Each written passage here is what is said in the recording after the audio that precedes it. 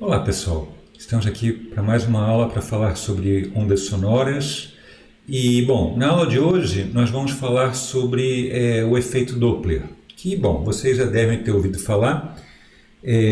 Bom, nesse efeito Doppler, vocês com certeza já devem ter percebido que, por exemplo, se vocês estão, não sei, num carro, num ônibus, e se vem uma ambulância e ela passa pelo carro onde você está, primeiro quando ela está se aproximando você escuta um som mais agudo e depois que ela passa, em geral a alta velocidade, o som muda e você passa a escutar um som mais grave, né? Esse efeito nada mais é do que o efeito Doppler. E a gente vai, aqui nessa aula, explicar por que ele ocorre, né? Agora, digamos, esse efeito Doppler, ele na realidade ele ocorre não só no caso para ondas sonoras, mas ele também ocorre para ondas eletromagnéticas, tá? Mas só que aqui a gente só vai tratar do caso de efeito Doppler para ondas sonoras, porque para ondas eletromagnéticas você só entende esse efeito através da relatividade restrita, né? Bom, isso vocês vão ver só mais adiante no curso de vocês, né? Mas, digamos, de qualquer maneira, você tem várias diferentes aplicações desse efeito Doppler, tanto para o caso de ondas sonoras quanto para o caso eletromagnético, né? Então, alguns exemplos de aplicações, você tem, por exemplo, vocês já devem ter visto muitas vezes a polícia rodoviária com um aparelhinho para tentar determinar a velocidade dos carros, né? Em geral, a maneira como eles fazem isso, aquele aparelho que eles usam, o aparelho móvel, né, eles usam onda eletromagnética na frequência de micro-ondas. Essa onda é emitida na direção de um carro, que eles querem determinar a velocidade. Essa onda bate no carro e é refletida pelo carro. E quando ela volta para o policial, o aparelho mede a diferença entre a frequência original que a onda foi emitida e a frequência que ela foi refletida. E essa diferença da frequência, a partir dessa diferença que eles podem determinar a velocidade do carro, né? Então esse é um efeito, uma aplicação desse efeito, né? Também, através do efeito Doppler para ondas eletromagnéticas, você consegue determinar a velocidade com que as estrelas e as galáxias estão se afastando aqui da Terra, né? Você vê o espectro dos diferentes elementos, qual é a frequência que aqui na Terra a gente recebe do espectro. E aí, dependendo dessa frequência que a gente receba, a gente determina com qual velocidade essa galáxia ou estrela está se afastando, né? Então, isso são só algumas aplicações, né? Mas, bom, como eu falei, vamos aqui tentar entender como que esse efeito ocorre para o caso particular das ondas sonoras. Tá? E para fazer aqui isso, a gente vai separar em diferentes casos, né? Você pode ter esse efeito ocorrendo devido ao observador estar em movimento, ou você pode ter esse efeito devido ao fato da fonte que está emitindo essa onda estar em movimento, ou devido ao fato dos dois, tanto o observador quanto a fonte, estarem em movimento, tá? Então a gente vai considerar esses três casos de maneira separada, tá legal? Então, vamos primeiro considerar o caso quando eu tenho o observador ou o detector em movimento. e a fonte ela está em repouso com relação ao ar. Tá? Então, a gente vai sempre usar essa notação, a fonte que produz o som, eu vou usar a letra F, e o observador, ou o aparelho detector, eu vou usar a letra D. Né? Então aqui eu tenho essa fonte aqui parada e esse detector ele está com uma velocidade que eu vou chamar de VD, e em geral a gente vai usar essa notação aqui. Eu vou usar a notação VF para a velocidade da fonte com relação ao ar, VD a velocidade do detector com relação ao ar, e V a velocidade do som com relação ao ar. Tá?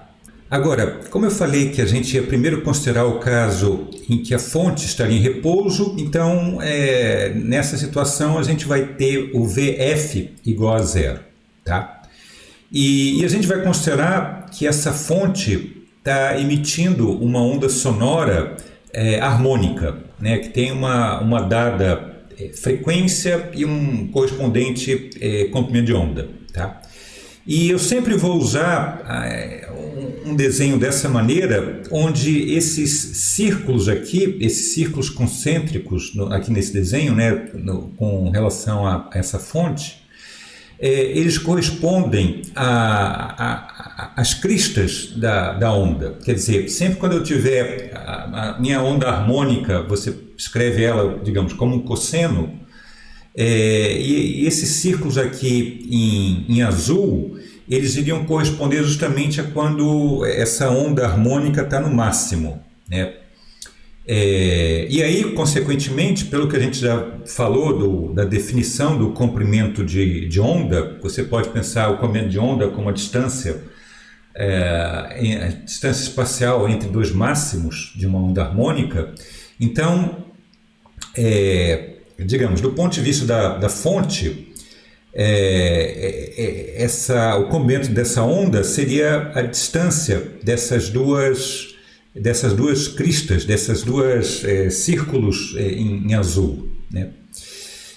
Agora, na física newtoniana, que é o que a gente está tratando aqui, né, se eu tenho uma distância que num referencial tem um determinado valor, para um outro referencial que está em movimento com relação a essa distância, né, o comprimento é o mesmo. Né? Então, para o referencial D, quer dizer, o observador em movimento, ele vai ver o mesmo comprimento de onda. Né? Então, aqui eu estou denotando λf, que seria o comprimento dessa onda visto no referencial da fonte. Isso seria igual ao λd,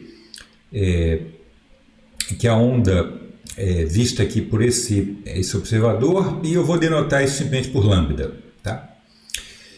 Quer dizer, eu estou falando isso porque depois, quando vocês forem ver relatividade restrita, bom, aí lá as coisas são um pouco diferentes, mas bom, não vou entrar aqui em detalhe a relatividade restrita, né? Mas aqui a gente, na física newtoniana, os comprimentos, se um objeto vale um determinado comprimento para um referencial, ele vai valer o mesmo comprimento para o outro. E bom, além disso, a gente sabe que, digamos, aqui para essa fonte, ela emite essa onda, e ela vai emitindo essa onda com uma dada frequência e correspondente comprimento de onda, e a relação que essas duas quantidades satisfazem é essa aqui, que essa frequência que a onda é emitida pela fonte multiplicada pelo comprimento de onda é igual à velocidade dessa onda, no caso aqui o som, né, com relação ao ar. Né? E a gente pode reescrever essa relação dessa maneira. Tá? Agora, pelo que eu acabei de falar, esse comprimento de onda é o espaço ou a distância entre duas cristas, E o que é frequência? A frequência, você pode pensar que é o número de cristas digamos, que é emitida. A frequência, vamos primeiro falar, a frequência da onda, que existem duas frequências, como a gente vai falar daqui a pouco, né? Tem a frequência que a onda é emitida pela fonte e a frequência depois que esse observador observa, né? Mas, digamos, essa frequência que é emitida pela fonte corresponde ao número de cristas que essa fonte vai produzindo por unidade de tempo, né? Então, digamos que a fonte, você tem lá como se na fonte tivesse um martelo, né? Tivesse um martelo lá batendo, e você lá na fonte vai batendo esse martelo 2 vezes por segundo, né? Então, a frequência, nesse caso da fonte, seria essas duas batidas por segundo, né? Então você teria uma frequência de 2 Hz, né? Agora, então vamos considerar, como eu falei, o caso desse observador movendo, e primeiro vamos considerar o caso que ele está se aproximando da fonte, né? Então, que seria exatamente como está aqui nesse desenho: fonte parada e o observador movendo, se aproximando da fonte, né? Então, nessa situação, o que vai acontecer? Digamos que esse D está justamente aqui bem do lado dessa primeira crista que está chegando nele, tá? Digamos que esse é um instante zero, um instante em que essa primeira crista passa pelo observador, né? E aí, a partir desse instante, a gente vai continuar tendo o movimento da onda indo para a direita, enquanto que esse observador vai continuar movendo para a esquerda. E digamos que a partir desse instante zero se passa um intervalo de tempo ΔT, a partir do instante zero. Qual vai ser a distância que essa frente de onda, essa primeira crista, vai ter percorrido com relação ao observador no intervalo ΔT? Para a gente saber, para a gente dar essa resposta, a gente tem que lembrar que eu tenho uma velocidade relativa, né? Como a onda está indo para a direita com velocidade v e o observador está indo para a esquerda com uma velocidade vd, então a velocidade relativa entre eles vai ser a soma dessas duas velocidades, né?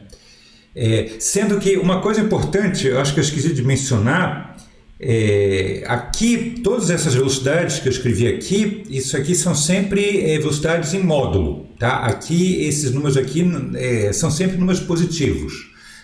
Aqui não entra o sinal mais ou menos, dependendo se está indo para a direita ou à esquerda. Tudo isso aqui são velocidades em módulo, tá? Então, tudo isso aqui são em módulo.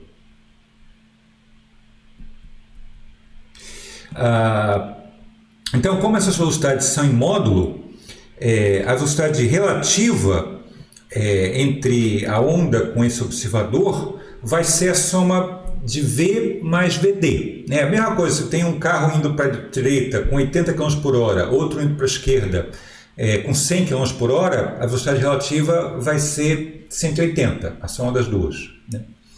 E como eu estava falando, então o deslocamento dessa frente de onda com relação a esse observador vai ser o valor dessa velocidade relativa, V mais VD, multiplicado pelo intervalo de tempo ΔT, né? Então esse é o deslocamento que aquela primeira frente, ou toda onda teve com relação ao observador. E aí a pergunta qual é o número de cristas que eu vou ter nesse ΔX, né? Então, o número de cristas vai ser, a distância total, ΔX, dividido pela distância de uma crista a outra. E essa distância nada mais é do que o comprimento de onda lambda, né? Então, o número de cristas que vai estar nesse ΔX vai ser esse número daqui dividido por lambda. Então, esse foi o número total de cristas que passou pelo observador nesse intervalo de tempo ΔT. E aí, a partir disso, você pode falar qual é a frequência que esse D recebe essas cristas. Isso nada mais é que a frequência que D vê essa onda, né? Então, a frequência, digamos que passa por ele 6 cristas em 3 segundos, né? Esse ΔT é 3 segundos. Qual é a frequência de cristas passando por ele? Você vai ter, se é 6 em 3 segundos, significa que tem 2 cristas passando por ele por segundo, né? Então, quer dizer, de maneira geral, a frequência vai ser esse número total de cristas que passou por ele nesse intervalo de tempo ΔT, dividido por ΔT.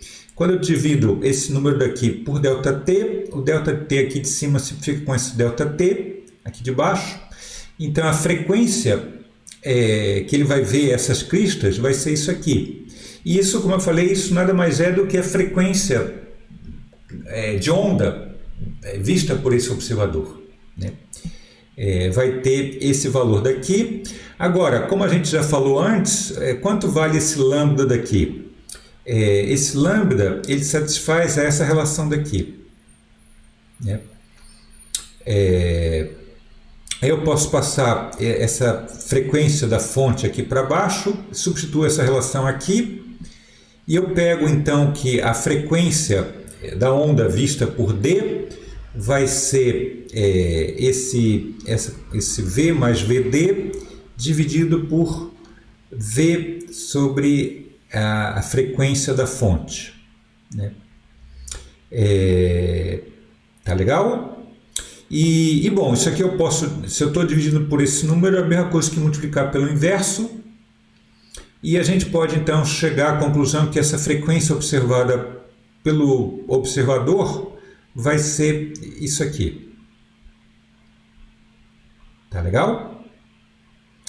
E aí, como eu falei, essas velocidades aqui são sempre em módulo, são sempre números positivos, né? Então eu vou ter 1 mais o número positivo, tudo que está aqui em parênteses vai ser um número maior do que 1, significa que essa frequência vista pelo observador vai ser maior do que a frequência emitida pela fonte, né? Se a frequência é maior, isso significa que é mais agudo, né? Então, quando eu tenho o observador se aproximando da fonte, ele vai ver a onda com uma frequência maior do que a frequência que a onda emitida pela fonte. Agora, se acontece o contrário, do observador ou detector está se afastando da fonte, né? Também com uma velocidade em módulo VD, né? Mas agora no sentido oposto. Então, nessa situação, o que vai acontecer? Eu posso repetir todo o mesmo argumento, mas a única diferença é que, como agora, ao invés de estar se aproximando, está se afastando, então, aqui na hora de calcular esse ΔX, a velocidade relativa, quer dizer, o número que aparece aqui é a velocidade relativa do observador com relação à onda, né? Mas agora, como os dois estão indo no mesmo sentido, essa velocidade relativa agora você tem que não somar, mas subtrair, né? A mesma coisa, se eu tenho um carro indo a 100 km por hora e outro indo a 80, os dois no mesmo sentido, a velocidade relativa entre eles vai ser a diferença dessas duas velocidades, vai ser 20 km por hora, né? Então aqui no ΔX, ao invés de eu somar V mais VD, eu vou ter que subtrair V menos VD, né? E aí todos os outros resultados eu vou ter que também trocar, né, o sinal, né? Então eu troco o sinal daqui, implica que eu vou ter que trocar o sinal daqui, trocar o sinal daqui e finalmente trocar o sinal daqui. né? Então é basicamente o mesmo resultado, só trocando esse sinal daqui, né? Então, o que acontece no final das contas é que quando o observador está se afastando, a frequência que ele vai ver vai ser essa, né? E agora, como eu tenho o sinal de menos aqui, eu vou ter 1 menos essa quantidade aqui, que é o número positivo. Então, o que vai ter aqui entre parênteses, eu estou supondo que essa velocidade do observador é menor que a velocidade do som, né? Essa velocidade aqui, ela vai ser um número menor do que 1, um número positivo menor do que 1, né? Isso significa, então, que nessa situação, quando ele se afasta, a frequência que o detector observa vai ser menor do que a frequência da onda emitida pela fonte, né? E aí, como vai ser menor, significa que o som é mais grave, né? Mas digamos, então a gente pode resumir os dois resultados numa única equação, né? Quando eu tenho o observador em movimento, a frequência que ele vai observar vai satisfazer essa equação, onde a gente usa esse sinal aqui de cima quando esse observador está se aproximando e o sinal de baixo quando ele está se afastando, tá? Eu sempre vou usar essa convenção. O sinal de cima sempre quando você tem um objeto se aproximando e o de baixo se afastando, tá? Aqui no caso é para o observador, tá? Vamos agora para outra situação. A situação em que a fonte está em movimento e o detector ou observador está em repouso, né? E aqui também vamos primeiro considerar o caso em movimento se aproximando, depois movimento se afastando, né? Então, digamos que eu tenho a fonte em movimento se aproximando de D, e eu vou considerar aqui ainda a situação em que essa velocidade é menor do que a velocidade do som, tá? Depois, mais no final da aula, a gente vai considerar o caso quando a velocidade é maior do que o som, né? Mas por enquanto o que eu vou falar aqui vale só para o caso com a velocidade abaixo da velocidade do som, tá?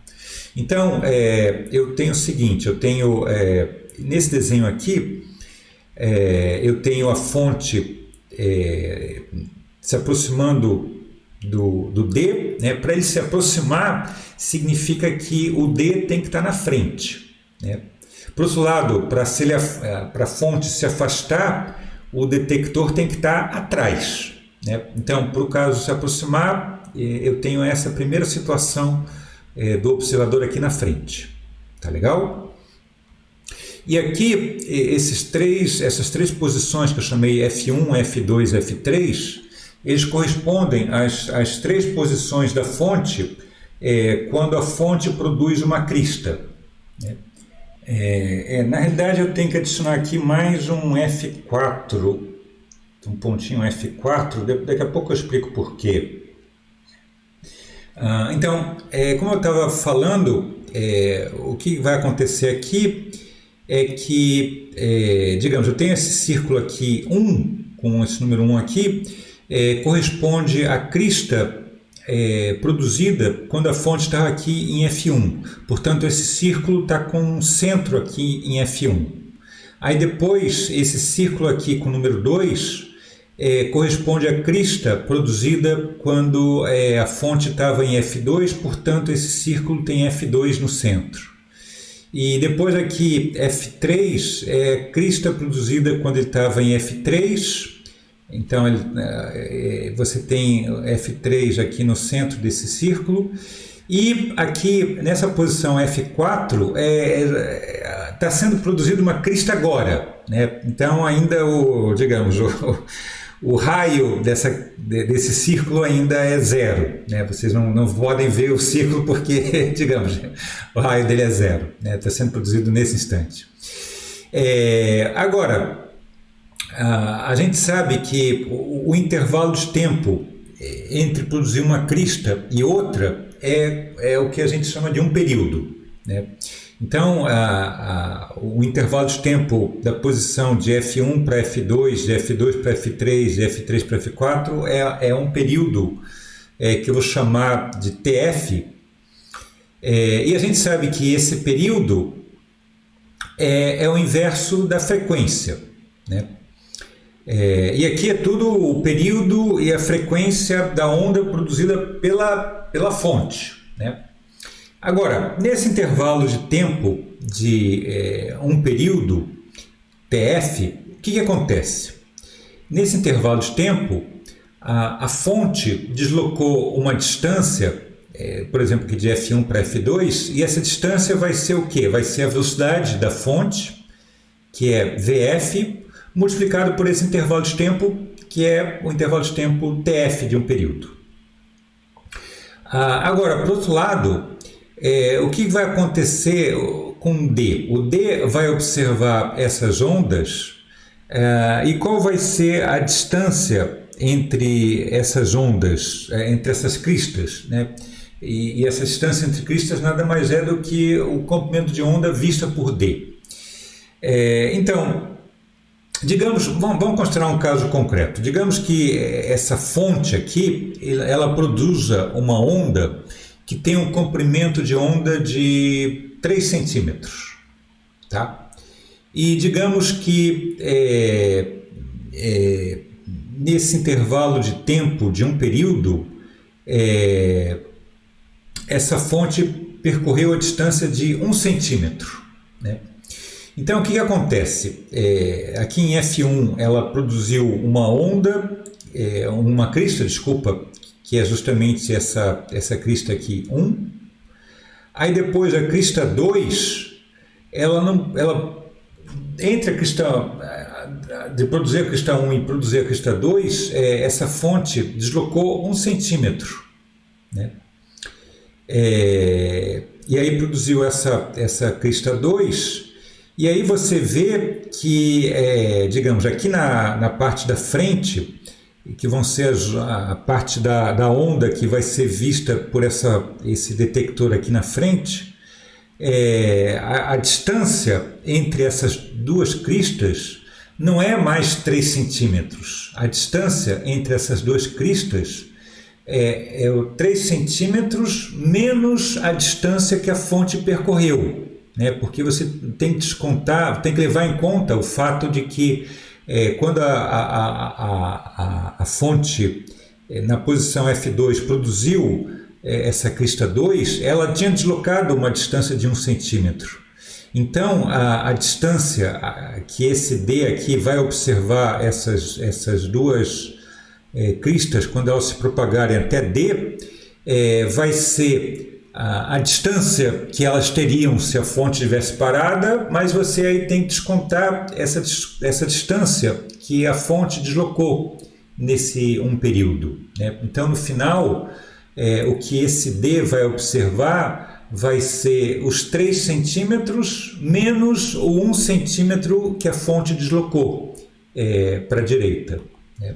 Ou, de maneira mais geral, o que esse D, o comprimento de onda que esse D vai observar vai ser o que eu vou chamar de um lambda D, que vai ser o comprimento da onda lambda F quando a fonte está parada, descontada de quanto a onda deslocou, quanto a fonte deslocou. E eu falei que a fonte deslocou em um período VFTF, né? Então, esse que vai ser o comprimento de onda, essa diferença aqui que vai ser o comprimento de onda que o observador D vai observar. Mas aí, esse primeiro termo aqui, você pode usar aquele resultado que eu falei agora há pouco, que o lambda F, ele pode ser escrito como a velocidade do som dividido pela frequência que a onda é produzida pela fonte, né? É aquela relação que eu escrevi agora há pouco, né? E a partir daqui eu posso usar essa outra relação, que 1 sobre F da fonte é igual ao período, né? Então eu posso reescrever toda essa expressão aqui, usando esse resultado. Eu posso escrever dessa maneira, que esse termo lambda f pode ser escrito como a velocidade do som, esse V aqui, V sem nada escrito é a velocidade do som, né? Multiplicada por TF. Né? Então, o comprimento de onda vista por D vai ser a diferença desses dois termos. Né? Agora, para D, vale essa relação daqui. Para D, o comprimento de onda vista por D multiplicado pela frequência da onda vista por D é igual à velocidade do som. Né? Porque ele está vendo, ele tá aqui parado, vendo essa onda mover na direção dele com a velocidade do som. Né? Então vale essa relação daqui. Né? E aí eu posso passar essa frequência, o lambda D aqui para baixo, né? E aí usar esse resultado que eu acabei de deduzir, né? Quanto que vale esse lambda D? Esse lambda D eu acabei de deduzir que vale isso aqui. Então só no lugar lambda D eu boto isso aqui, colocando o TF em evidência, né? E aí eu posso fazer duas coisas. Primeiro, dividir em cima e embaixo por V. Então, dividido aqui em cima por V vai me dar 1. Dividido esse termo aqui por V vai me dar o que eu escrevi aqui. E, por outro lado, esse TF aqui, eu mais uma vez uso essa relação daqui, que é um período TF, é o inverso, é 1 sobre a frequência FF, né, a frequência da fonte. Então a gente chega nessa relação aqui entre as duas frequências. Quer dizer, daqui, nessa relação aqui, você vê que existe uma diferença entre o comprimento de onda vista por D e pela fonte. E aqui você vê uma relação entre as frequências, a frequência vista por D e a frequência emitida pela fonte. E nessa situação, você vê que aqui embaixo, como eu tenho 1 menos um número positivo, esse número aqui é menor do que 1. Né? Digamos que esse número aqui embaixo é meio, né? 1 menos meio dá meio. E o inverso de um número menor que 1 é um número maior do que 1. Né? Então você vê que nessa situação em que a fonte está se aproximando do observador, o observador vai ver essa onda com uma frequência maior do que o da fonte, né? Que é o som mais agudo. E é exatamente aquilo que eu falei da ambulância. Né? Você vai ver, quando a ambulância está chegando próximo de você, está se aproximando, o som fica mais agudo. Né? Por outro lado, se eu tenho a situação da fonte se afastando, né? Se a fonte se afasta, como eu falei agora há pouco, então significa que o observador está aqui atrás. A fonte está indo para a direita e o observador está aqui atrás. Né? E aí você até já vê aqui no desenho que a onda vai chegar para ele, ao invés, quer dizer, quando ele está na frente, ele vai observar a onda com um comprimento de onda menor que a distância entre essas duas cristas. Quando ele está atrás, ele vai observar a onda chegando com um comprimento de onda maior do que quando a fonte está parada. Então, isso acontece porque, digamos, se a fonte estivesse parada, tanto essa crista 1 quanto a crista 2, elas estariam com centro aqui no F1. Né? E aí essa crista 2 estaria mais deslocada aqui para a esquerda. Né? Mas ela está mais deslocada para a direita porque a crista 2 é produzida quando essa fonte deslocou essa distância daqui, deslocou essa distância para a direita. Né?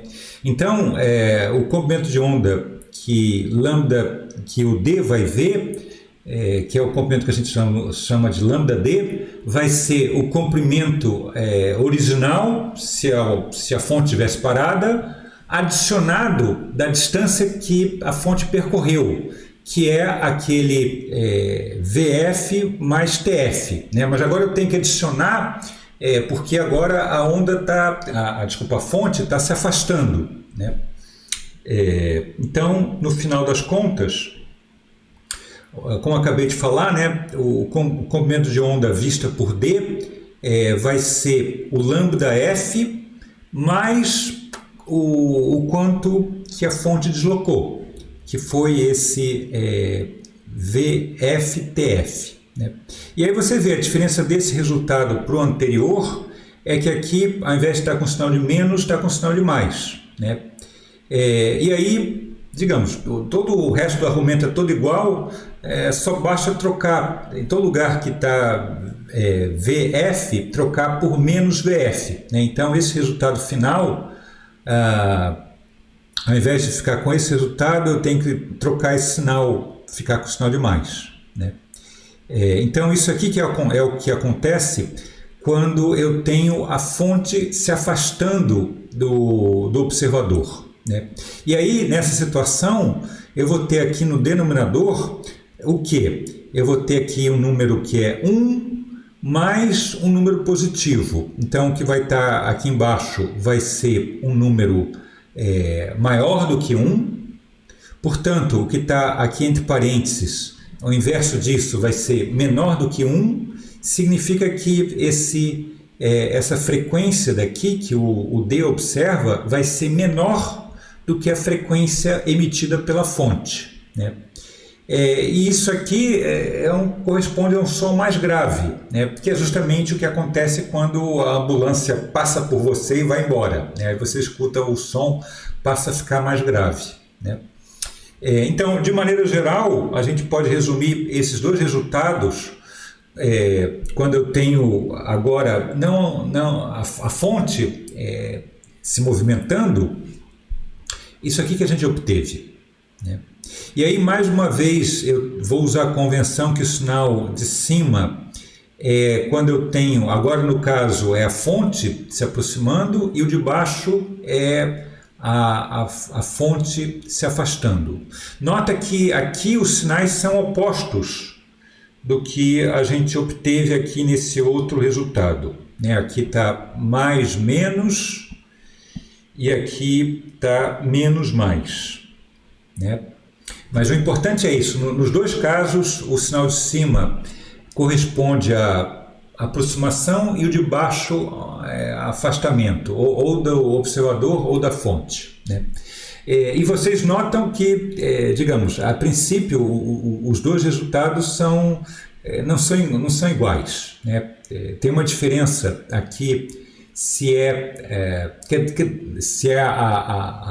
a fonte se afastando ou o observador se afastando, né?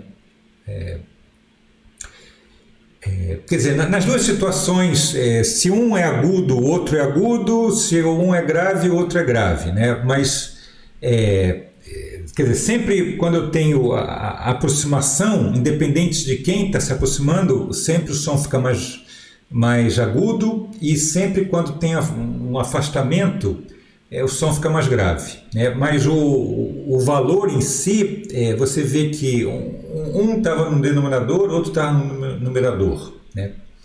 Então a variação da frequência tem uma leve diferença, né? Mas como a gente vai ver, bom, daqui a pouco eu vou falar num caso se a velocidade realmente é pequena, essa diferença vai ser insignificante, né? Bom, agora vamos para o terceiro caso, que é quando os dois estão se movimentando, né? Então, quando isso acontece, na realidade os dois efeitos que a gente viu agora há pouco vão se superpor, né?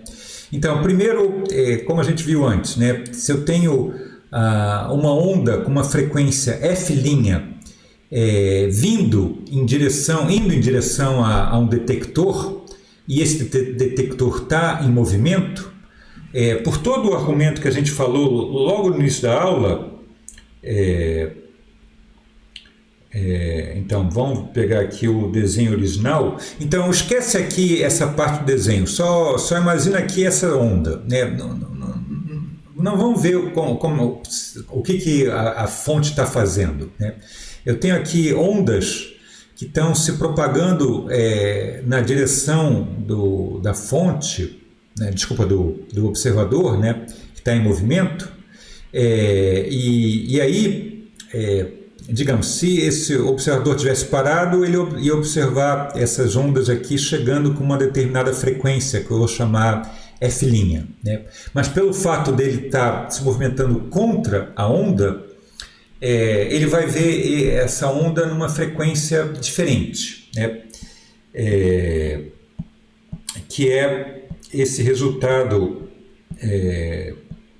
que eu escrevi aqui, né? Pelo fato do observador estar em movimento, ele vai ver a onda não com uma frequência F', mas ele vai ter esse parênteses aqui que vai mudar o valor da frequência, e eu vou ter o sinal de mais ou menos dependendo se esse observador está se aproximando ou se afastando, né?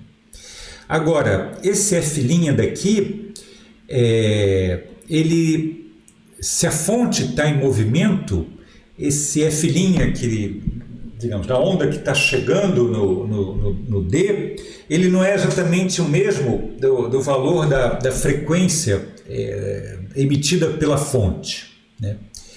Pelo que a gente viu agora há pouco, se a fonte está em movimento, ela emite com uma frequência FF, e aí, longe da fonte, a onda longe da fonte, ela vai ser vista com uma frequência F', que tem esse valor, né? Então, aí substituindo esse resultado aqui em cima, a gente vai compor os dois resultados e no final das contas, isso aqui que a gente vai ter, né?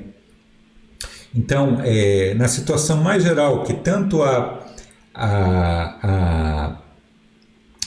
como é que chama? A fonte, desculpa, o observador está em movimento, quanto a fonte está em movimento, a frequência que o observador vai ver vai ter esse resultado, vai ter essa forma daqui, onde aqui, para o que está no numerador, eu uso o sinal de cima se eu tenho esse D se aproximando, e eu uso o sinal de baixo se eu tenho o D se afastando. E aí depois aqui no denominador, eu uso o sinal de cima se a fonte está se aproximando com uma velocidade VF, e eu uso o sinal de baixo se a fonte está se afastando com uma velocidade VF, né? Então, porque pode acontecer as duas coisas. Como eu vou fazer um exercício no final da aula, né? Um deles está se aproximando e o outro está se afastando. Aí você tem que tomar um cuidado para ver quem que está se aproximando e quem está se afastando, né? Mas sempre os sinais de cima correspondem à aproximação e os sinais de baixo a afastamento, né? Agora, esse resultado é o resultado preciso, sem nenhuma aproximação, né? E nota que, na realidade, você só precisa lembrar dessa equação, porque a gente recai nos resultados abaixo, anteriores. Se, por exemplo, se eu tenho a fonte em repouso, basta colocar aqui o VF igual a 0, e se eu tenho o observador em repouso, basta colocar aqui o VD igual a 0, tá? Então esse aqui é o resultado que tem os outros como caso particular. Agora, vamos considerar o caso, bom, como eu falei agora há pouco, o efeito Doppler é diferente se eu tenho ou a fonte em movimento ou o detector em movimento. Esse aqui são os dois. Ah, desculpa, aqui eu coloquei ao contrário. Aqui está ao contrário. Aqui, desculpa, aqui é detector e aqui é fonte. Tá, desculpa. Aqui é detector e aqui é fonte. Tá? Então, vocês veem claramente esses dois resultados aqui são diferentes, né? Mas, se a gente considera o caso de baixas velocidades, a gente pode fazer a seguinte aproximação. Não sei se vocês já viram isso no curso de cálculo de vocês. Quando eu tenho 1 mais um A, e esse A é uma quantidade que é muito menor do que 1, e eu tenho tudo isso aqui, a potência N, a gente pode, usando o que a gente chama de série de Taylor, a gente pode reescrever isso aqui dessa maneira. Isso aqui é uma aproximação que a gente pode fazer. Esse 1 mais a potência N, quando A é um número muito menor do que 1, ele pode ser escrito dessa maneira. Tá? Essa potência N vem aqui para frente do A. Né? Portanto, se a gente tem, digamos, primeiro, eu posso, esse resultado aqui, eu posso reescrever dessa forma. Só 1 sobre isso aqui é a mesma coisa que isso aqui, a potência menos 1. Né? Agora, se esse número daqui, se essa velocidade da fonte for muito, muito menor do que a velocidade do som, significa que esse número aqui é muito menor do que 1. E aí, usando essa aproximação daqui, eu posso colocar esse menos 1 aqui para frente, e colocando menos 1 aqui para frente, esses sinais aqui trocam, vai ficar mais menos. Né? Então, quando a velocidade da fonte é muito menor do que a velocidade do som, a gente pode escrever que a velocidade que o observador observa o som vai assumir esse valor daqui, né? Que aí fica exatamente análogo ao resultado quando você tem não a fonte, mas o observador em movimento. Tá legal? Então, quando a velocidade fica pequena da fonte, você vê que os dois resultados ficam iguais, né? Não importa se é a fonte ou o observador que está em movimento, né? Os dois resultados são idênticos, né? Mas só para velocidades muito menores do que a do som. E quando você tem os dois com velocidade os dois estão em movimento e os dois com uma velocidade muito menor do que o som, aí você pode fazer o seguinte. Mais uma vez, você pode reescrever, fazer a mesma aproximação que eu fiz aqui, né? Essa quantidade aqui embaixo vem aqui para cima com a potência menos 1, mas se essa quantidade aqui, ela é um número muito menor que 1, eu posso colocar aquele menos 1 para frente, então aqui eu já coloquei os sinais mais menos, né? Já usando esse resultado aqui, né? E aí, quando você toma esse produto desses dois termos, vai ficar o quê? Vai ficar 1 vezes 1, que dá 1, depois 1 vezes esse termo, dá isso aqui, depois vou ter esse termo vezes 1, que está isso, e depois vou ter o produto desse termo com esse termo, né? Mas aí eu já tenho que esse termo aqui já é muito menor do que 1. Esse termo aqui já é muito menor que 1. Quando você toma o produto dos dois, vai ficar um termo que é menor ainda do que cada um desses dois termos. Então eu posso desprezar o termo que é o produto desse VD sobre V multiplicado por VF sobre V, né? E aí a gente fica com esse resultado aqui. Tá? E aí, mais uma vez, quer dizer, esse resultado aqui você vê que fica em pé de igualdade se eu tenho a fonte em movimento ou o detector em movimento, né? Os dois aparecem, os dois termos aqui aparecem da mesma maneira, né? Tá legal? Bom, então, tudo isso aqui a gente considerou o caso de velocidades abaixo da velocidade do som, né? E aí, no caso, quando você tem a fonte em movimento, acontecia isso que a gente acabou de falar, né? Quando a velocidade da fonte é menor do que a velocidade do som, né? Aí você vê, digamos, nessa posição daqui, foi emitida, como naquele desenho antes, né? Foi emitido a onda, né?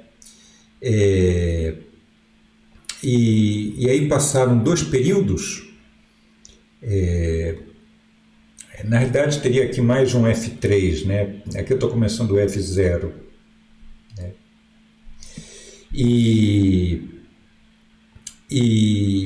Então você vê que a fonte está se movimentando, mas a onda ela está se movimentando na frente da fonte, né? Porque a fonte tem uma velocidade aqui menor do que a onda, né? Quer dizer, essa onda que está aqui foi a onda produzida quando a fonte estava aqui, né? Aí passou um determinado intervalo de tempo e a onda percorreu toda essa distância, né? E ela veio para cá. E nesse mesmo intervalo de tempo, a fonte percorreu essa distância daqui menor, né? Por isso, então, que isso aqui está representando a situação quando a fonte está andando a uma velocidade menor do que a velocidade do som, né? Por outro lado, quando a fonte percorre uma distância maior, quer dizer, quando a fonte está com uma velocidade maior do que o som, você tem aquele mesmo círculo, quer dizer, o som ele saiu, foi criado aqui no quando a fonte estava aqui, aí passado algum período, três períodos, 3 ΔT, o som percorreu essa distância, ele está agora aqui nessa frente de onda, né? E a fonte está aqui. Ela percorreu uma distância maior, porque ela tem uma velocidade maior que o som, né? Então ela fica do lado de fora desses círculos, né? Ela não fica do lado de dentro dos círculos, né? Quando ela tem uma velocidade supersônica, né? E aí o que acontece, como está aqui no desenho, né? Quando você passou um intervalo de tempo, digamos, de 3 períodos, aqui seria 1 período, 2 períodos, 3 períodos, né? Você tem que aquela a onda que foi produzida aqui no F0, ela percorreu uma distância que é a velocidade do som multiplicada por 3 ΔT. Esse ΔT corresponde a um período da onda. Aí depois aqui no F1 ela produziu uma onda e essa onda percorreu uma distância que é V mais 2 ΔT, e depois aqui no F2 ela produziu uma onda e a onda ela percorreu uma distância que é V mais ΔT, né? E aí depois aqui nessa posição é no instante que ela está produzindo mais uma onda, mas bom, o raio ainda é 0, né? E aí você tem esses 3 círculos concêntricos aqui nessas posições, com esses raios aqui, e você vê aqui nesse desenho o que vai acontecer. Você vai poder traçar a partir aqui dessa posição F3, você pode traçar uma reta, e essa reta daqui é uma reta tangente a esses 3 círculos, né? E esses 3 círculos aqui, o raio desses 3 círculos aqui vão ter esses valores que eu acabei de falar, né? E aí você vai ter o que vai acontecer, você vai formar aqui esses triângulos, né? Esse triângulozinho aqui menor, depois aqui esse maior e esse outro maior, com esse vértice aqui, né? Mas todos esses triângulos são triângulos semelhantes, né? Com o mesmo ângulo alfa aqui, e aqui é justamente o ângulo reto, né? Mas o importante, quer dizer, o mais importante de tudo, é que você vê que todas essas cristas, como está aqui nesse desenho, elas são cristas que estão tocando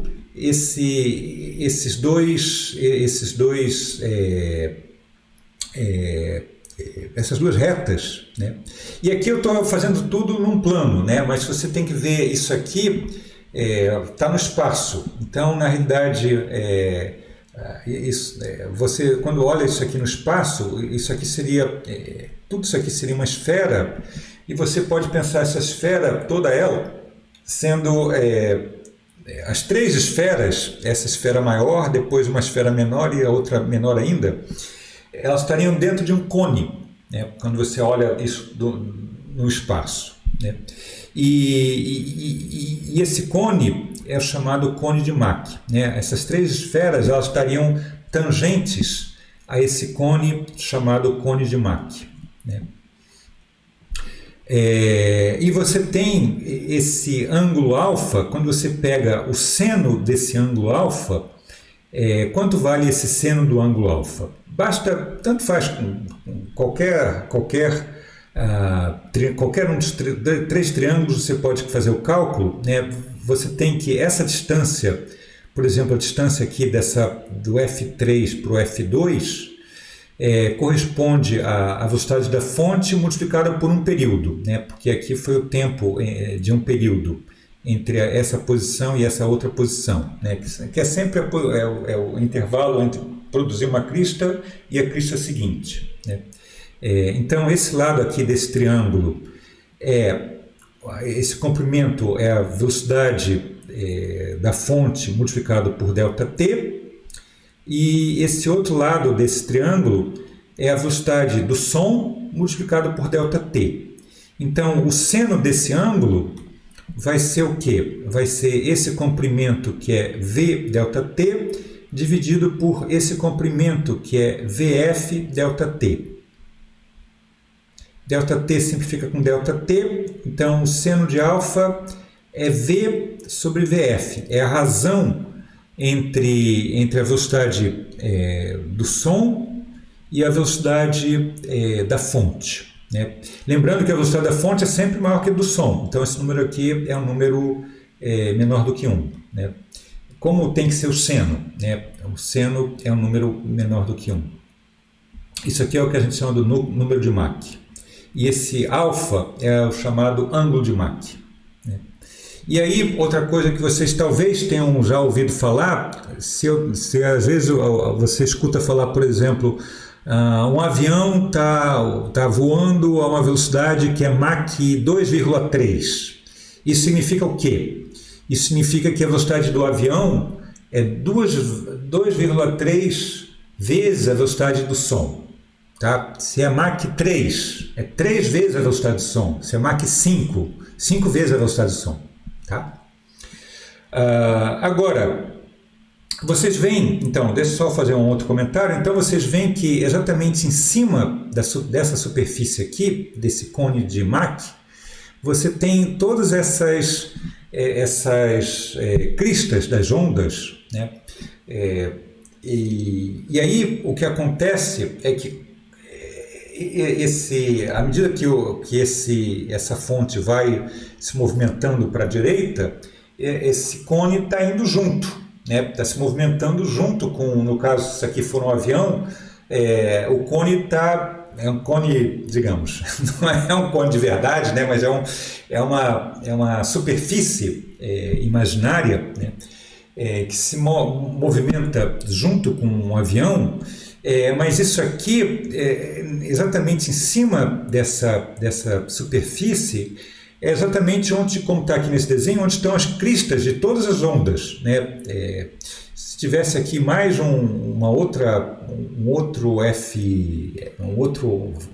outra posição aqui, teria mais uma outra crista. Então, todas as cristas, vão estar exatamente em cima desse cone, né?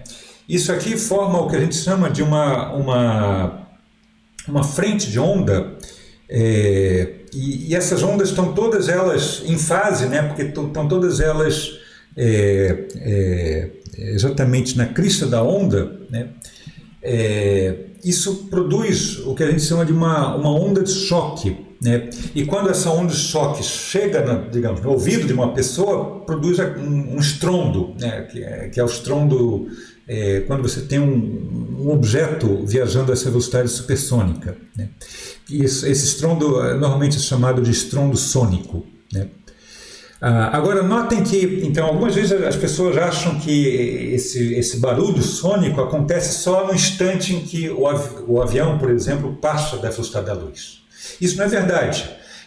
Se o avião está viajando, quer dizer, esse estrondo, ele acontece quando esse cone daqui, esse cone de Mach, ele chega no ouvido de uma pessoa, né? Ou de um detector, né?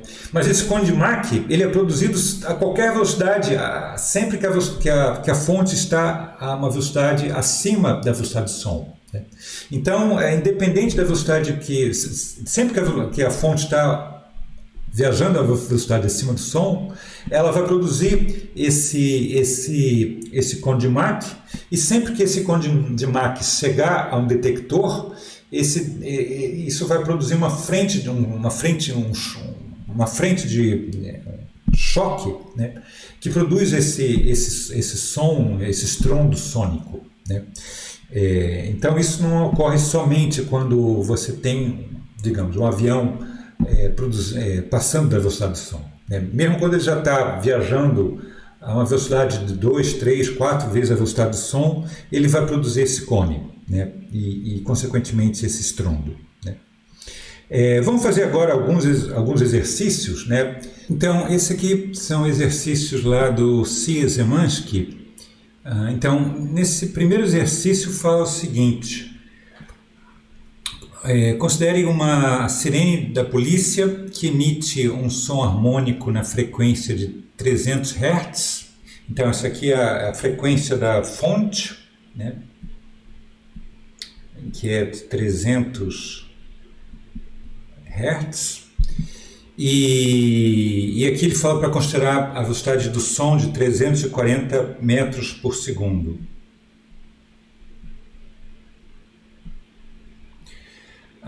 Bom, aí no item A, ele pergunta o seguinte: se você considera que a sirene move com uma velocidade de 30 metros por segundo, então isso aqui é o módulo da velocidade da fonte, 30 metros por segundo, determine o comprimento de onda das ondas situadas na parte da frente e na parte de trás da fonte, né? Então ele quer saber esses comprimentos, digamos, para um observador na frente e atrás. Isso corresponde para um observador que está vendo a fonte se afastando e um observador que está se aproximando e se afastando, né? Então, o resultado, só lembrando, então, o resultado que a gente tinha visto agora há pouco era esse aqui, que a frequência vista por um observador, quando eu tinha uma fonte em movimento, independente se está se aproximando ou afastando, né, o resultado geral era esse aqui. Tá legal? O sinal de cima é quanto está se aproximando, o sinal de baixo quanto está se afastando a fonte, né? Agora, a gente tem que, digamos, lá para o observador, você pode pensar que tem um observador, um detector, tanto na frente quanto atrás, né? Ele vê essa onda se movimentando com a velocidade do som, né? E para ele vale essa relação daqui, a frequência da onda que ele vê multiplicado pelo comprimento da onda que ele vê igual à velocidade do som, né? Substituindo nessa relação que eu escrevi aqui em cima, quer dizer, isso aqui eu vou ter que o o V do observador vai ser, desculpa, o F, o F a frequência que o observador vê vai ser a velocidade do som sobre lambda d, né? Só usando essa relação aqui, né? Isso aqui vai ser 1 sobre 1 menos mais VF sobre V, isso aqui, né? Então ele quer saber aqui, como eu falei, ele quer saber o lambda, não a frequência, por isso que eu estou usando essa relação, né? E aí daqui a gente pode fazer o seguinte, eu posso passar esse lambda aqui para cima e passar tudo que está aqui para o outro lado, né? Então eu vou ter o seguinte, o lambda d, que eu passei lá para cima do outro lado, vai ser igual ao quê? Esse V que multiplica tudo isso aqui. Quando V multiplicar tudo isso, vai ficar V vezes 1 e depois V vezes esse termo, né? Então vai ficar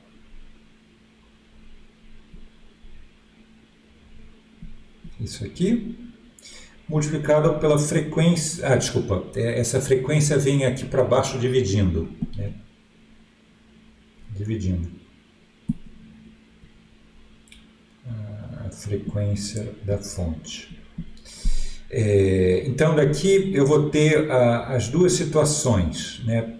Deixa eu colocar ali um pouco mais para baixo.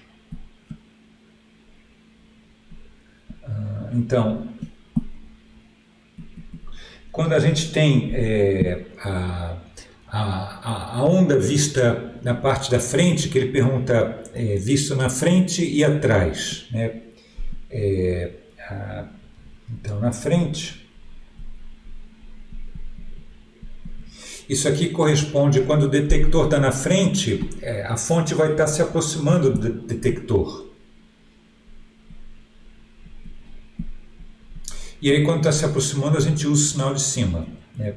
Então, lambda d vai ser a velocidade do som, que era 340, menos a velocidade da fonte, que era 30, dividido pela frequência da fonte, que é 300. Então vai ficar 310 dividido por 300. Isso aqui, se você coloca na calculadora, dá 1,03 e o comprimento de onda é em metros, né? Agora, na parte de trás, deixa eu colocar assim atrás. Opa.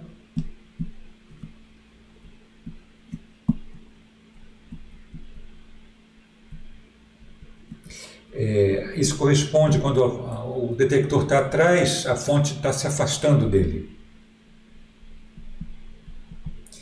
E aí, bom, vai ser esse mesmo resultado, só que com sinal de mais aqui, né? Então vai ficar 340 mais 30 dividido por 300.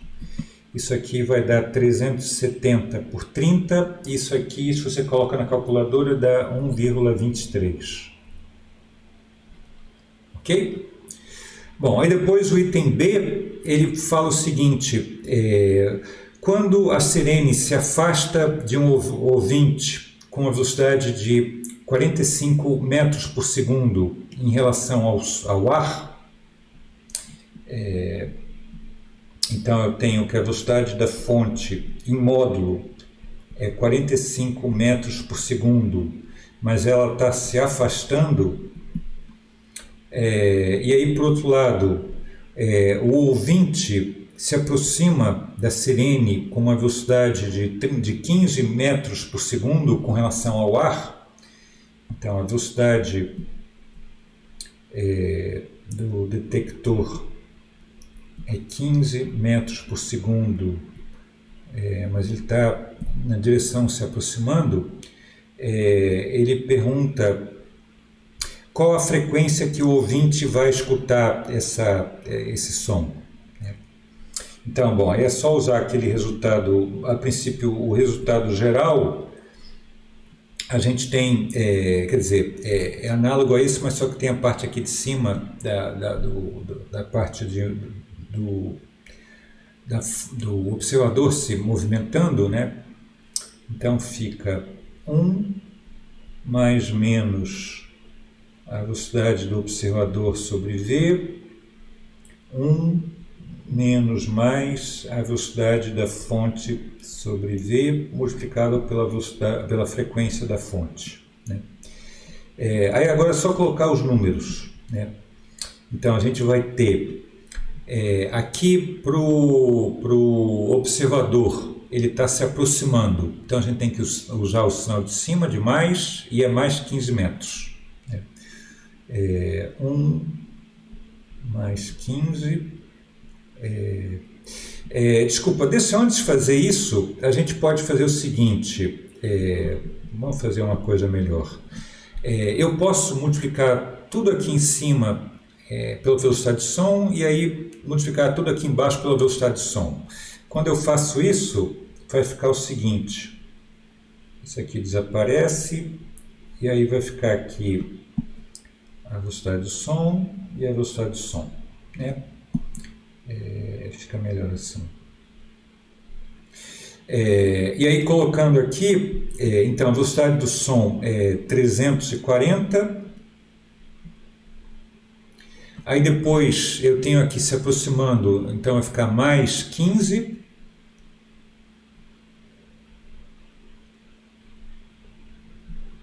Dividido por 340.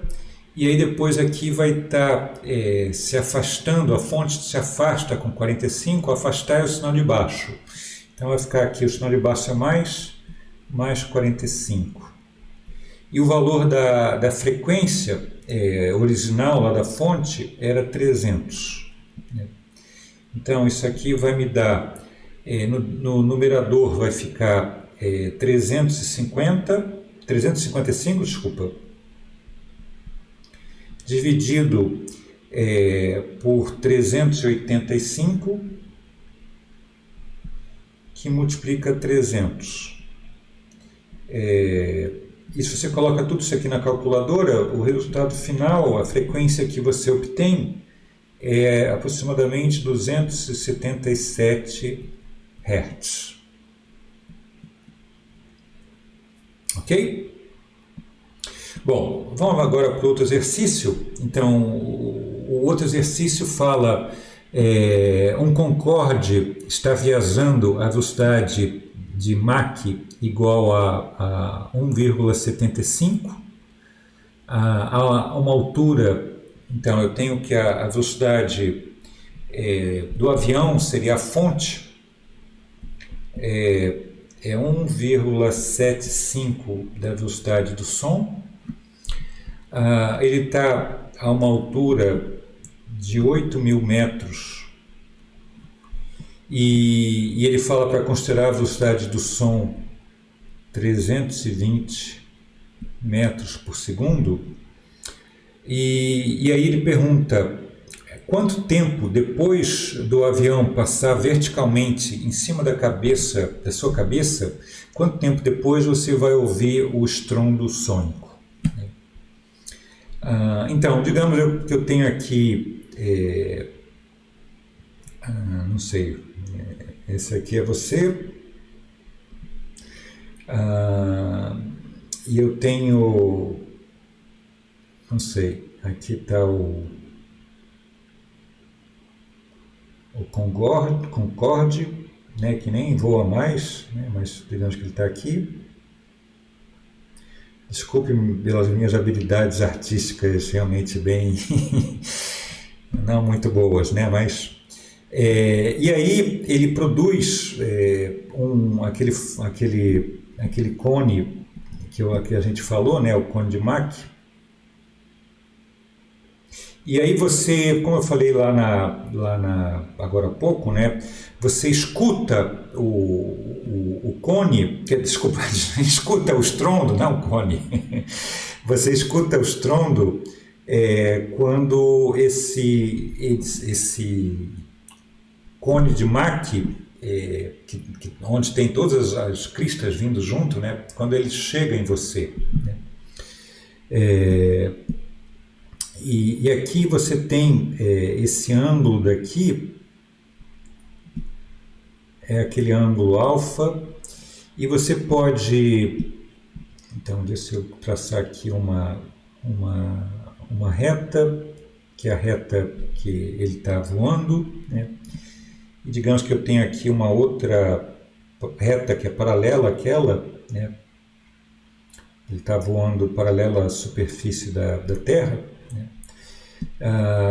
E aí vocês sabem lá de geometria, né, que se esse ângulo daqui é alfa, então aqui também é alfa.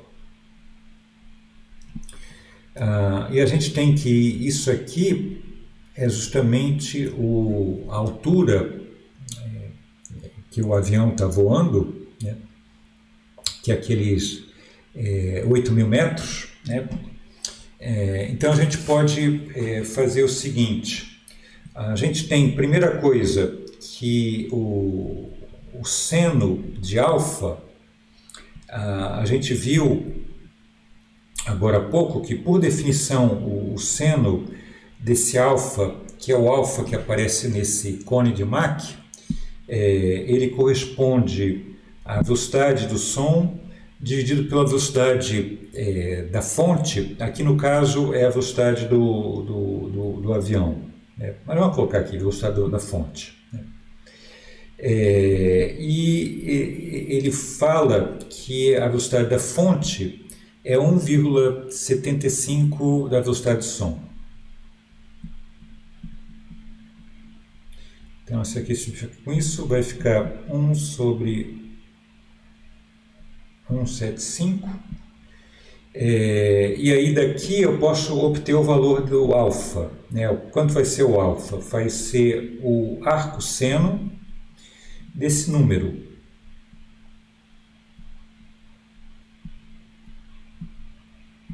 E se você colocar isso na calculadora, eu vou escrever aqui em graus, isso aqui dá 34,8 graus. Tá? Então esse é o valor do ângulo de Mach. Aí, eu sabendo esse valor, a gente tem o seguinte, então eu posso aqui fechar esse triângulo,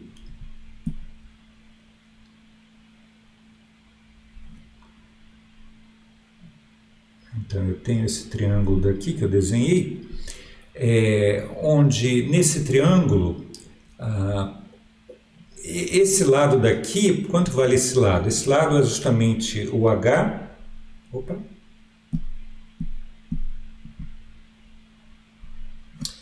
e quanto que é esse lado daqui?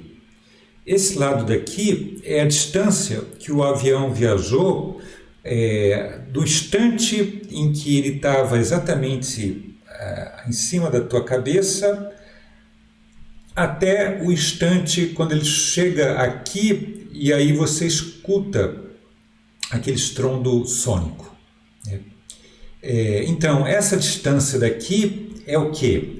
É a velocidade do avião, que é a nossa fonte, multiplicado pelo ΔT, que é o ΔT que ele está perguntando, né? Que ele pergunta aqui, qual é o tempo, o intervalo de tempo entre o instante em que o avião está na vertical, exatamente em cima da tua cabeça, e o instante que ele está, quando ele está lá na frente, você escuta o barulho, né?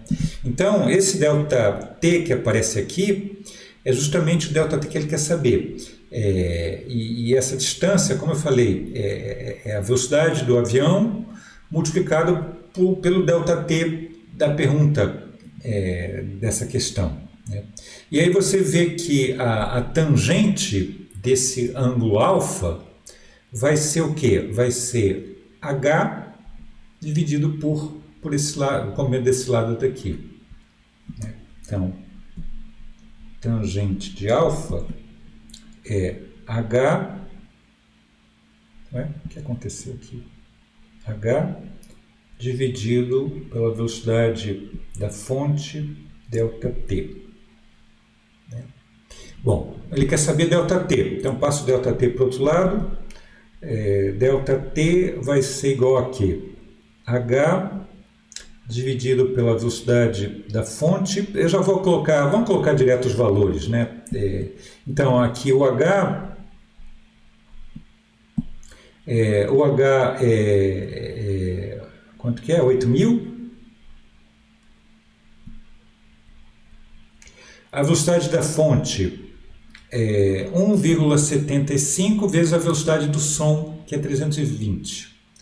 Então é 1,75 vezes 320 vezes a tangente desse ângulo daqui, de 34,8.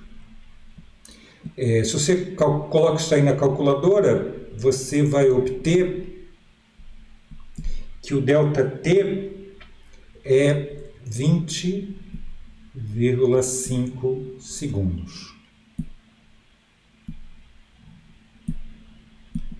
Tá legal? Então esse vai ser o tempo que vai levar do instante que o avião passa pela tua cabeça até o instante em que você escuta aquele estrondo sônico.